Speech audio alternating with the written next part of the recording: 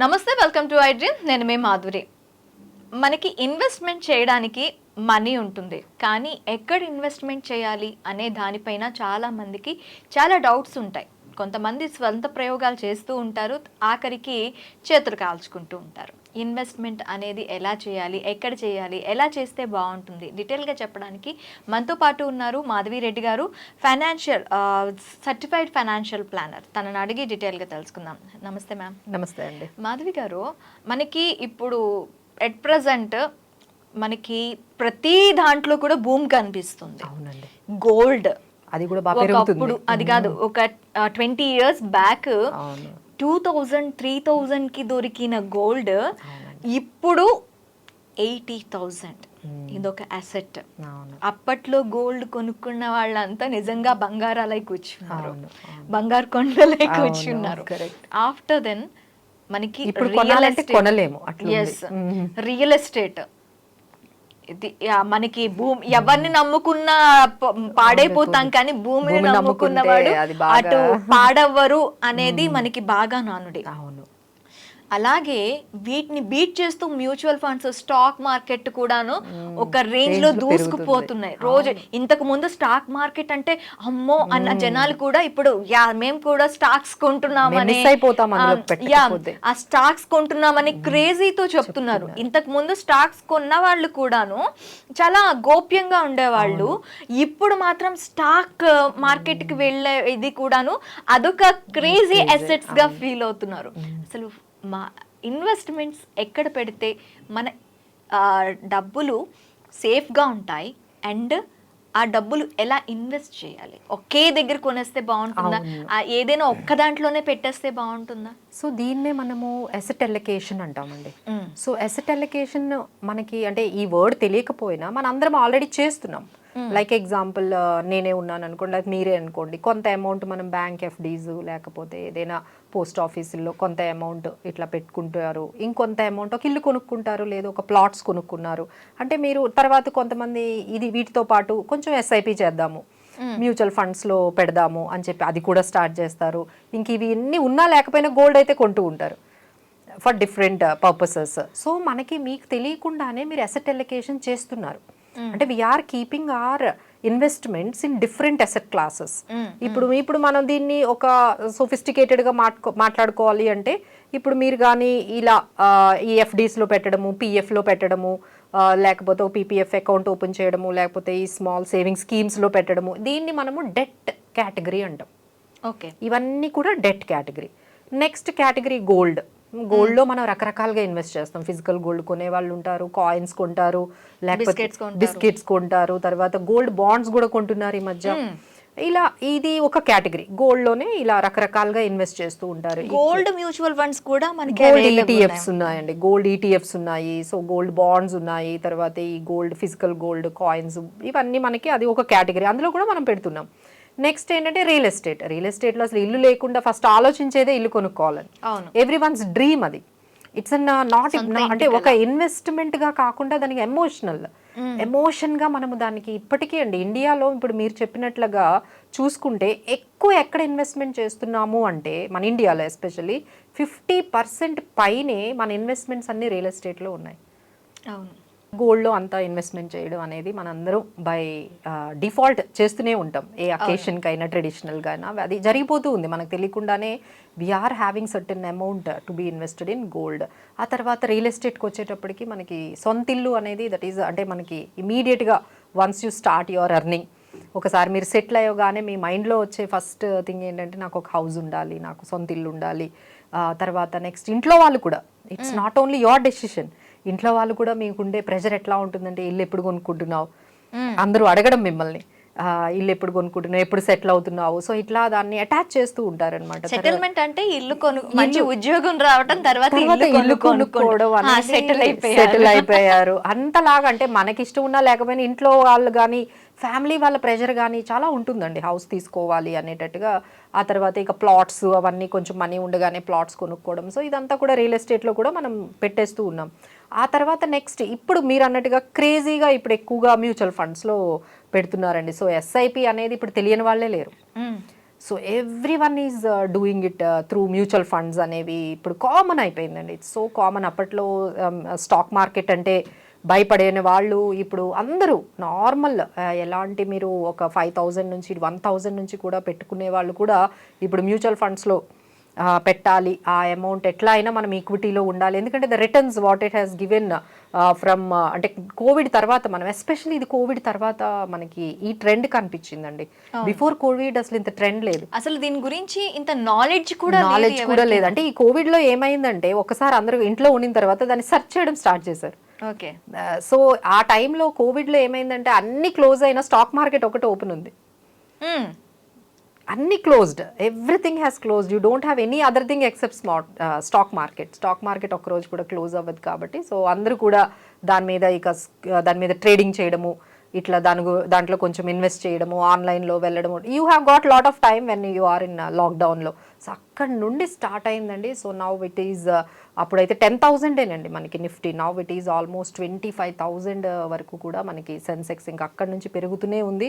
Awareness పెరుగుతూ ఉంది. Now people are investing crores of rupees every month.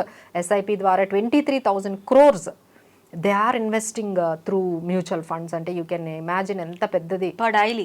Per month 23,000 crores. So అది ఇంకా పెరుగుతూ ఉంటుందండి. అది 50,000 crores పర్ మంత్ పెట్టినా సరే మనం ఆశ్చర్యపోవక్కర్లేదు. అంత రీటైల్ పార్టిసిపేషన్ అనేది మ్యూచువల్ ఫండ్స్లో ఒక్కసారిగా స్టార్ట్ అయింది బికాస్ ఆఫ్ ద రిటర్న్స్. చాలా రిటర్న్స్ వచ్చేటప్పటికి అందరూ కూడా ఇదేదో చాలా బాగుంది, so we're getting almost 20-30% returns. ఎందుకంటే అక్కడ నుంచి అసలు బ్యాక్కే వెళ్ళలేదు.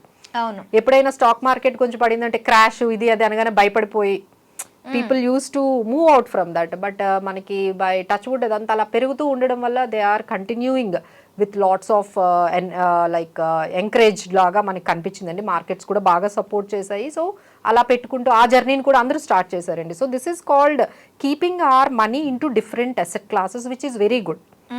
మేము అదే చెప్తామండి, అసెట్ క్లాస్ అనేది కంపల్సరీ చేయాలి. కొంతమంది కొన్ని మిస్టేక్స్ ఇన్వెస్ట్మెంట్స్ అనేటప్పటికి ఏం చేస్తూ ఉన్నారంటే ఒకటే అసెట్ క్లాస్ మీద చాలా ఎక్కువ పర్సంటేజ్ పెట్టడం. లెట్స్ ఎగ్జాంపుల్, కొంతమందికి ఇవన్నీ చాలా రిస్కీగా అనిపిస్తాయి. లైక్ స్టాక్ మార్కెట్స్, ఇన్వెస్ట్మెంట్స్, తర్వాత ఈ రియల్ ఎస్టేట్లో కూడా అంత మనీ ఉండకపోవడం. సో వాళ్ళు ఏం చేస్తారంటే మనీ ఉన్నప్పుడల్లా బ్యాంక్కి వెళ్ళి డిపాజిట్ చేస్తూ ఉంటారు. They feel that is most secured, ఇందులో డబ్బులు పోవు అనే దీంతో ఏం చేస్తారంటే వాళ్ళ అమౌంట్ వచ్చినప్పుడంతా ఒక బ్యాంకుకి వెళ్ళడము, అక్కడ ఒక అకౌంట్ ఓపెన్ చేయడము, ఎఫ్డి చేయడం. So this is not right అండి. అంటే మీరు అమౌంట్ అంతా కూడా ఒకే. కొంతమంది ఏం చేస్తారు అంటే మనీ ఉన్నప్పుడంతా ఒక ప్లాట్ కొనడం కంటిన్యూస్గా. సో ఇక్కడ ప్లాట్ కొంటారు, ఇంకేదో అటు శంషాదాబాద్ అంటారు, లేకపోతే ఇంకా ఇటువైపు ఇంకో ప్లాట్ అంటారు, ఇలా డిఫరెంట్ హౌసెస్ కూడా అక్కడ ఒక ఫ్లాట్ బుక్ చేస్తారు, ఇక్కడ ఒక ఫ్లాట్ బుక్ చేస్తారు. So they accumulate all the assets in one single class, that is real estate. ఇట్లా అనమాట. సో ఇది కూడా మంచిది కాదండి. ఇంకా కొంతమందికి స్టాక్ మార్కెట్ అంటే ఎంత ఇష్టం అంటే ఇక keep on investing only in mutual funds, only in stock market అట్లా పెట్టుకుంటూ వెళ్ళడం అనేది మంచిది కాదండి. You need to keep it how much percentage should be there in each asset class. ఎంత పెట్టాలి, ఎంత పర్సంటేజ్ వరకు మనం ఒకే అసెట్ క్లాస్లో వెళ్ళొచ్చు అనేది ఒకసారి చెక్ చేసుకోవాలండి. మన ఇన్వెస్ట్మెంట్స్ అన్నీ కూడా ఏ అసెట్ క్లాసెస్లో ఎక్కువ ఉండిపోయాయి. So then you can diversify into different things.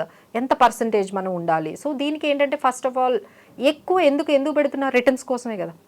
End of the day you wanted returns. So ఎక్కువ రిటర్న్స్ ఏ అసెట్ క్లాస్ వస్తుంది మీ according to you? According to you I have a knowledge diverse. అంటే మనం ఎక్కువ రిటర్న్స్ ఏ asset class లో వస్తుంది? మనకి మ్యూచువల్ ఫండ్స్ లో వస్తుంది, రియల్ ఎస్టేట్ లో. ఎందుకంటే గోల్డ్ లో అనేది అంత ఎక్కువ పెరగదు. 8% మనకి హిస్టరీనే చెప్తుంది. 7-8% అంతే పెరుగుతుంది. కొంచెం పెరుగుతుంది, నెమ్మదిగా పెరుగుతుందండి చూస్తున్నాం. ఆ తర్వాత మీరు ఎఫ్డి చూసుకున్నారనుకోండి, దాని మీద ఇంట్రెస్ట్ ఎంత ఉంటుంది? అసలు మాట్లాడాల్సిన అవసరం లేదు. 6% అట్లా పెడతారు. సో ఇప్పుడు ఈ రెండు రూల్డ్ అవుట్. ఎందుకంటే ఈ రెండు అట్రాక్టివ్ గా లేవు మీకు. ఎందుకంటే ఇందులో కూడా రిటర్న్స్ తక్కువ ఉన్నాయి, ఇందులో కూడా రిటర్న్స్ తక్కువ ఉన్నాయి. సో ఎంత రిటర్న్స్ మీరు ఎక్స్పెక్ట్ చేయాలి? ఫస్ట్ మనకు ఆలోచన ఉండాలండి. ఏ అసెట్ క్లాస్లో పెట్టినా మనకి మినిమం ఎంత రిటర్న్స్ రావాలి అది చూసుకోవట్లేదు. సో మినిమం ఎంత రావాలి అంటే మనకి ఇన్ఫ్లేషన్ ఇప్పుడు 10%, మన ఎవ్రీ ఇయర్ ఆన్ ఇయర్ మన కాస్ట్లు అన్నీ పెరుగుతున్నాయి. Everything is increasing, right? So కనీసం ఒక 12% టు 15% ఈ రోజుల్లో కనీసం ఇంత రిటర్న్ కూడా లేకపోతే మనం వెల్త్ క్రియేట్ చేయలేమండి. ఎందుకంటే ఈ మనం పెట్టిన అమౌంట్ ఏదైతే ఉందో అది ఇన్ఫ్లేషన్ మించి పెరగాలి. అవును, ఇన్ఫ్లేషన్ మించి పెరగాలి అంటే 12 to 15% వస్తేనే మీకు వెల్త్ క్రియేషన్ అవుతుంది. లేదు అంటే మన వెల్త్ అనేది ఇక అంటే డిమినిషింగ్ అంటే పర్చేసింగ్ పవర్ తగ్గిపోతుంది కదా, మనీ వాల్యూ కూడా తగ్గిపోతుంది కదా. అప్పట్లో 100 అంటే ఎక్కువ, ఇప్పుడు 1 lakh అన్నా కూడా now the even every flat cost is 1 crore. So ఏమవుతుంది, మన పర్చేసింగ్ పవర్ అనేది తగ్గిపోతుంది. సో దాని తగ్గట్టుగా మనకి రిటర్న్స్ అనేవి రావాలి అంటే యూ షుడ్ గెట్ ఇట్. అదే మేము అందరికీ చెప్తాం, మీరు ఎక్కడైనా పెట్టండి. కొంతమంది ఇన్సూరెన్స్లో పెడుతూ ఉంటారు, పాలసీలు తీసుకుంటూ ఉంటారు. సో ఎంత పర్సంటేజ్ వస్తుందండి ఇన్సూరెన్స్ పాలసీస్ లైక్ ఎండోన్మెంట్ కానీ లేకపోతే మనీ బ్యాక్ పాలసీస్ కానీ? మా దగ్గర చాలామంది క్లయింట్స్ వస్తూ ఉంటారు, వచ్చి మేడం నా దగ్గర ఇప్పటికీ 5 పాలసీలు ఉన్నాయి, ఒక్కొక్క పాలసీలో 20,000, 30,000, 40,000 కడుతూ ఉన్నాను. This is their investment plan. కానీ రిటర్న్స్ ఎంత? సో అందులో కూడా మీకు 6%, 7% రిటర్న్స్ వస్తాయి. అంటే ఇవన్నీ ఏంటంటే రూల్డ్ అవుట్ అనమాట. ఇవన్నీ కూడా ఇన్వెస్ట్మెంట్స్కి మనకి సరిపడవు. ఏవైతే మీకు 12%, 15% ఇవ్వగలుగుతాయో అవే మీకు ఫ్యూచర్లో వెల్త్ క్రియేషన్ చేయగలవు. సో ఇప్పుడు ఈ ప్రోడక్ట్స్ అన్ని పక్కన పెట్టేస్తే మనకు మిగిలినవి 2 మిగులుతున్నాయి. ఏంటి? Real estate and stock market. ఎందుకు ఈ 2 చెప్తున్నాం అంటే మనం ఒక 30 years రిటర్న్స్ చూసుకుంటే, 30 years ఒక ట్రాక్ మనం చూసుకున్నట్లయితే స్టాక్ మార్కెట్స్ ఎంత ఇచ్చింది? 15%. 30 years CAGR అంటారండి, కాంపౌండెడ్ యాన్యువల్ గ్రోత్ రేట్ అంటారు. అంటే ఇయర్ ఆన్ ఇయర్ మనకు అది 15%, 12%, 15% మినిమం అయితే ఇచ్చింది. అలానే రియల్ ఎస్టేట్ కూడా మనకి ఇయర్ ఆన్ ఇయర్ మనకి ఆ విధంగా కొంచెం రిటర్న్స్ అనేవి 10 to 12% రిటర్న్. సో ఇప్పుడు ఇవన్నీ తీసేస్తే మనకి ఫైనల్గా మిగిలింది real estate, stock market. So ఇక్కడ ఈ రెండిట్లో మనం ఎలా సెలెక్ట్ చేసుకోవాలి? వెల్త్ క్రియేషన్ బాగా అంటే మన మనీ చాలా ఫాస్ట్గా పెరగాలి అంటే ఈ రెండిట్లో ఉండాల్సిందే. ఈ మీరు ఎఫ్డీలో ఉన్నాను, నేను పిఎఫ్లో అమౌంట్ పెట్టాను, ఇన్సూరెన్స్ పాలసీలు పెట్టానంటే మీరు అంత తొందరగా వెల్త్ క్రియేట్ చేయలేరు. So you need to come to this space where you can make your wealth double. ఇక్కడ మనకి రియల్ ఎస్టేట్లో పెట్టినప్పుడు రిస్క్ ఫ్యాక్టర్ అనేది కొంచెం తక్కువ ఉంటుంది మ్యామ్.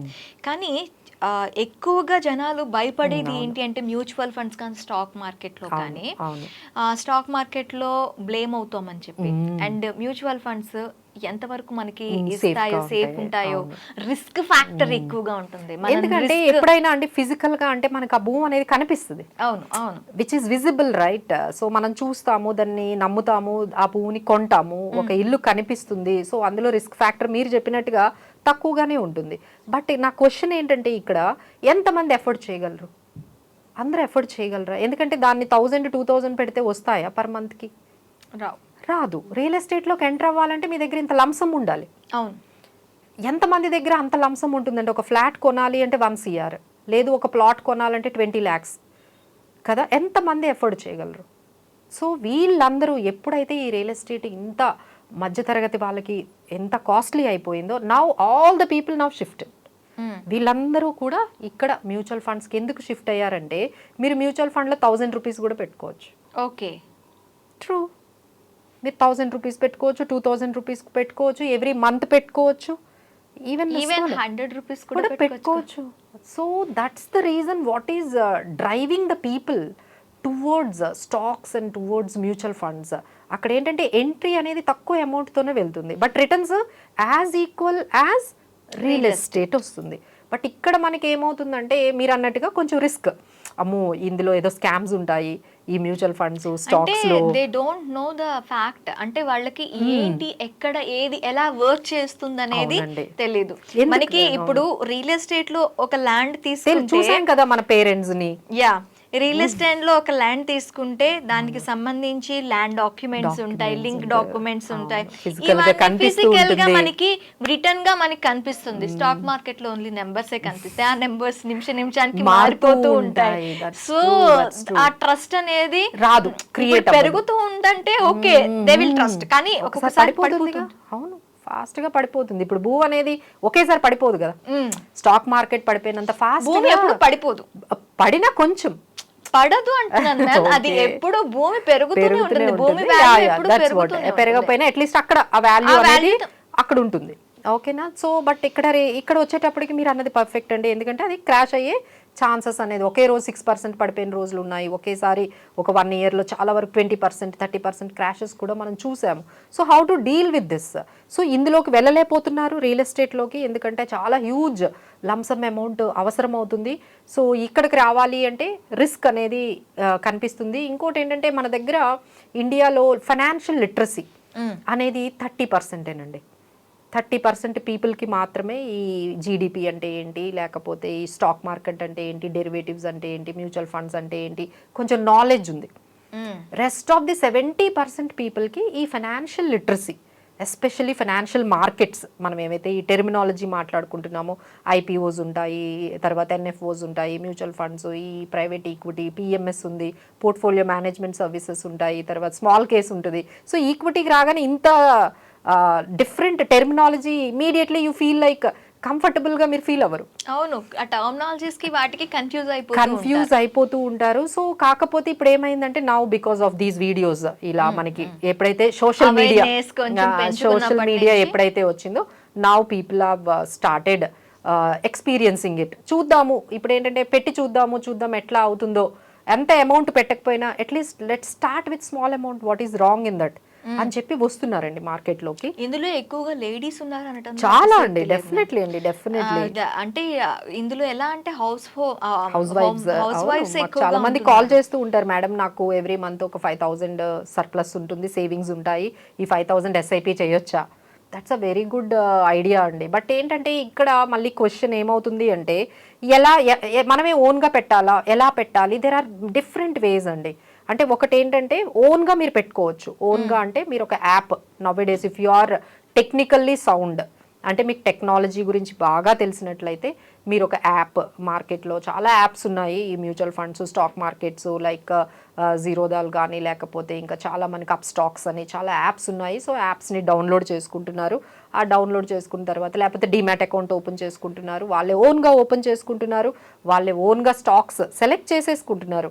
ఏముంది, రిలయన్స్ కొంటాము, టీసీఎస్ కొంటాము, హెచ్డిఎఫ్సి కొంటాము, టాప్ మోస్ట్ కంపెనీస్ లో కొంటే సేఫ్ గా ఉంటుంది. డిమార్ట్ పెడతాము, అదన్నీ మీకు కనిపిస్తున్నాయి కదా. బాటా స్టాక్ కొనుక్కుందాము, డిమార్ట్ లో పెడదాము, రిలయన్స్ స్టాక్ పెడదాము, HDFC, Infosys, TCS, that we believe it, right? So ఇందులో పెడదాము అని చెప్పేసి ఇలా ఓన్ గా చేసే వాళ్ళది ఒక కేటగిరీ అండి. అంటే they do it everything on own, technology కానీ, స్టాక్ సెలెక్షన్ కానీ, అదంతా. బట్ ఇంత తెలిసిన వాళ్ళు ఎంతమంది ఉంటారు? Very less people.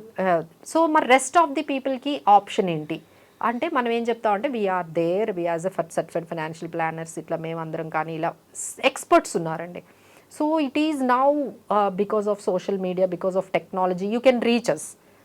ఇప్పుడు చాలా మంది అడ్వైజర్స్ దగ్గరకు వెళ్తున్నారు, అడ్వైజర్స్ దగ్గరకు వెళ్ళి వాళ్ళ దగ్గర నుంచి సర్వీసెస్ తీసుకుంటున్నారు. Any problem you can call them, at least you can call them, sir ఏంటి సార్ ఇట్లా అయ్యింది, నేను ఇంత ఇన్వెస్ట్ చేశాను. So they will take some kind of responsibility to answerable, వాళ్ళకి సలహాలు ఇవ్వడము. సో ఎక్కడి నుంచి స్టార్ట్ అవుతుందంటే వాళ్ళ సర్వీసెస్. సో ఫస్ట్ మీకు ఒక యాప్ని క్రియేట్ చేయడము, లేకపోతే ఒక అకౌంట్ని క్రియేట్ చేయడము, ఆ తర్వాత ఆ స్టాక్ని సెలెక్ట్ చేయడం, లేదంటే మ్యూచువల్ ఫండ్ స్కీమ్ని సెలెక్ట్ చేయడము. సెలెక్ట్ చేసినతోనే అవ్వదు కదండి, again you wanted to monitor.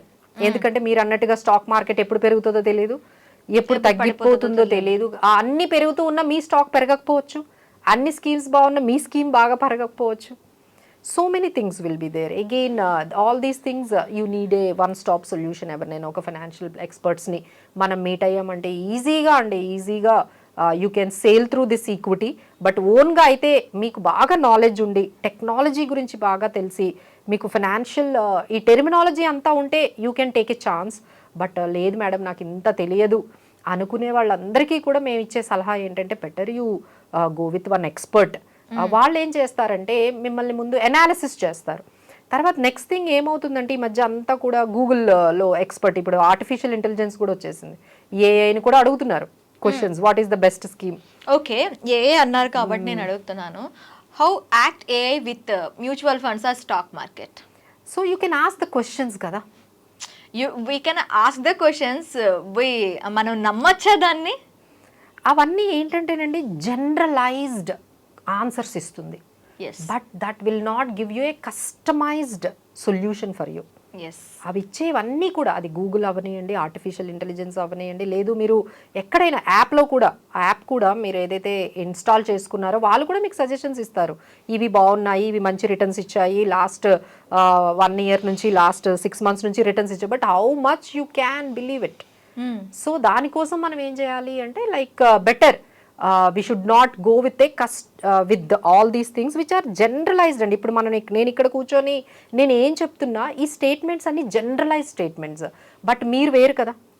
A person having a different lifestyle, different income, different expenditure, మీకున్న ఎక్స్పెండిచర్ డిఫరెంట్, మీ లైఫ్ స్టైల్ డిఫరెంట్, మీకున్న రెస్పాన్సిబిలిటీస్ డిఫరెంట్, మీ గోల్స్ డిఫరెంట్, మీ attitude towards money is different, and your risk taking ability is totally different. Yes. So ఇన్ని మనం మైండ్లో పెట్టుకొని మనం ప్లాన్ చేసుకోవాలి. ప్లాన్ చేసుకొని ఓకే, నా రిస్క్ టేకింగ్ ఎబిలిటీకి నాకు ఏది సెట్ అవుతుంది, ఏ అసెట్ క్లాస్ సెట్ అవుతుంది, నా గోల్ రీచ్ అవ్వడానికి నాకు ఏది పర్ఫెక్ట్గా, ఏ పర్టికులర్ ప్రోడక్ట్ మనకి సెట్ అవుతుంది. కొంతమంది ఇప్పుడు రియల్ ఎస్టేట్లో ఉన్నారండి. రియల్ ఎస్టేట్లో మీరు అర్జెంటుగా ఒక 10 lakhs కావాలి, అది 1 crore property, can you get it done? మీరు తీసుకురాగలరా? Then what is the use అండి? ఇప్పుడు మీకు ఎన్ని క్రోర్స్ ఉన్నా, when there is an emergency, you cannot get it the 10 lakhs within 1 month or within 1 week. What is the use? ఇలాంటివి చాలా ఉంటాయండి. This is called so many things. ఇంకా taxation aspects ఉంటాయి, లిక్విడిటీ ఆస్పెక్ట్స్ ఉంటాయి, రిటర్న్స్ ఉంటుంది, risk ఉంటుంది, so many things will be there. So ఇవన్నిటిలో మీరు కన్ఫ్యూజ్ అవ్వకుండా ఒక మన సిచ్యువేషన్ని ఒకరికి చెప్పి ఒక కస్టమైజ్డ్ ప్లాన్ అనేది తెచ్చుకోవడం అనేది బెస్ట్ ఆప్షన్ అండి. Instead of all those things like getting in to Google, getting in to AI, all these things will make you more confuse. Yes. More information మీరు గ్యాదర్ చేశారనుకోండి, మోర్ కన్ఫ్యూజ్ అయిపోతారు.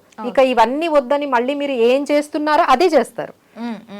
Again you will be in the same, అబ్బా ఇవన్నీ కూడా చాలా కన్ఫ్యూజ్డ్గా ఉన్నాయి, better I will be in the comfort zone. అంటే ఇప్పుడు లేడీస్ ఏదైనా చిట్స్ కడుతున్నారు అనుకోండి, మళ్ళీ వెళ్ళి చిట్టే కడతారు.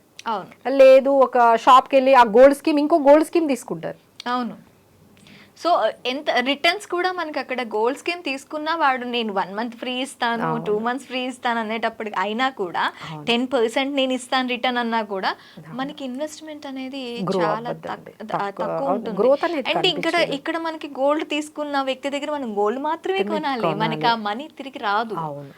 So many things are there అండి. సో అందుకనే మేము ఏం చెప్తున్నామంటే, సో బెటర్ మీకు కావాల్సిన కస్టమైజ్డ్ ప్లాన్ని మనకి ఏది సూట్ అవుతుందో మనం వాళ్ళతో కూర్చొని మాట్లాడి చేసుకుంటే బాగుంటుందండి. చాలామంది ఏం చేస్తున్నారు, 4-5 పాలసీలు తీసుకుంటారు. అది మార్కెటింగ్ అనమాట. అంటే ఎవరో వచ్చి మీ ఫ్రెండ్స్ చెప్పారు అని ఒక పాలసీ తీసుకోవడం, ఆఫీస్లో ఎవరో అడిగారు మొహమాటానికని ఒక పాలసీ తీసుకోవడం, ఇలా మీ దగ్గర ఒక 5 పాలసీలు అయ్యాయి. ఆఫ్టర్ 3 years యూ రియలైజ్డ్, సడన్గా ఒక రోజు మీకు రియలైజేషన్ వచ్చింది, ఏంటి నేను ఇవన్నీ పాలసీలు కడుతున్నాను, ఏంటి ఇది ఎంత పెరగట్లేదు, అసలు దీనివల్ల మనకి ఏమి ఉపయోగం ఉంది అనేది మీకు తెలుస్తుంది. But can you exit? Can't. You can't. So financial decisions ఇలానే ఉంటాయండి. ఎంట్రీ ఈజీయే, కానీ ఎగ్జిట్ చాలా కష్టం. మీరు ఎంత ఫాస్ట్గా ఎక్కువ ఆలోచించకుండా, ఎవరిని కనుక్కోకుండా మీరు డెసిషన్స్ తీసేసుకున్నారనుకోండి, that will impact a lot. మీ మొత్తం ఫైనాన్షియల్ డెసిషన్స్ ఏవైతే రాంగ్ డెసిషన్స్ ఉన్నాయో అవి చాలా ఇంపాక్ట్ చేస్తాయండి మీ లైఫ్లో. అది ఒకసారి ఎంట్రీ, ఇప్పుడు మీరు ఒక హౌస్ తీసేసుకున్నారు, మీ అమౌంట్ అంతా ఈఎంఐలకే వెళ్ళిపోతుంది. Can you reverse now? Can't. You're already fixed up. మీరు ఇంకా అందులో ఫిక్స్ అయిపోయారు, ఇంకా దాన్ని మళ్ళీ రివర్స్ చేసుకోలేరు, అందులోంచి బయటకు కూడా రాలేరు. ఇప్పుడు దానికి ఈఎంఐ కట్టాలి, దాన్ని ఇప్పుడు దాంట్లో నుంచి మళ్ళీ సేవింగ్స్ క్రియేట్ చేయడం అనేది isn't it that much easy? No, it's not easy. అలానే పాలసీలు తీసుకున్న తర్వాత మధ్యలో ఆపేయటానికి ఉండదు, ఆపేరంటే డబ్బులు పోతాయి. అవును. You can not take back. So all those things అంటే ఒక్కసారి ఫైనాన్షియల్ డెసిషన్స్ తీసుకునేటప్పుడు మనం ఏదైనా ఒక్కసారి ఒక సెకండ్ ఒపీనియన్, ఇది మనకు సూట్ అవుతుందా, ఈ ప్లాన్ బాగుంటుందా, ఇది మ్యూచువల్ ఫండ్ బాగుంటుందా, ఈ స్టాక్స్ తీసుకోవచ్చా, ఈ ఇన్సూరెన్స్ ప్లాన్ బాగుంటుందా, ఈ టైంలో అసలు నేను ఇల్లు కొనుక్కుంటే బాగుంటుందా, లేదు అంటే స్టాక్స్లో పెడితే బాగుంటుందా, what could be the right decision అనేది ఒక్కసారి సెకండ్ ఒపీనియన్ తీసుకున్న తర్వాత, వాళ్ళ మాట వినిన తర్వాత then you take a call.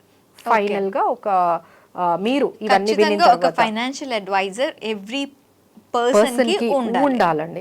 ఎందుకంటే ఇలాంటి డేస్లో మీరు అన్నట్టుగా మనం ఫస్ట్ స్టార్టింగ్లో చెప్పాం, అన్ని హైలో ఉన్నాయి. అవును. Real estate is on peak, stock market is on peak, gold is on peak. ఇప్పుడు మీరు ఏ మిస్టేక్ చేసినా ఇర్రివర్సిబుల్. అవును. ఇర్రివర్సిబుల్. ఇంకా దాంట్లోంచి మళ్ళీ నేను అయ్యో అయిపోయింది నేను వెనక్కి వస్తాను అంటే ఇక అవ్వదండి. ఆ ఇంపాక్ట్ మీకు ఇంకొక 1 డికేడ్ పడుతుంది. మీరు తీసుకున్న ప్రతి రాంగ్ ఫైనాన్షియల్ డెసిషన్ని మీరు దానిలో నుంచి మళ్ళీ నార్మల్ అవ్వాలి అంటే it will take almost decade.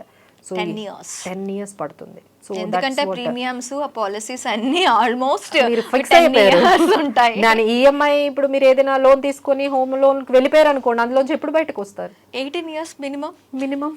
So your life is already set అయిపోయింది. ఇంకా దాంట్లో ఇక నాకు రిటైర్మెంట్ ప్లానింగ్ ఎప్పుడు అవుతుంది, పిల్లలకి ఎడ్యుకేషన్ ఏమవుతుంది, ఇవన్నీ ఇంకా విల్ బీ ఏ సెకండరీ అయిపోతుంది అనమాట. So that's the reason we do advise the people, do asset allocation properly, and for any doubts and all clarification, better you keep an expert in your financial matters, then you take a call on this financial planning.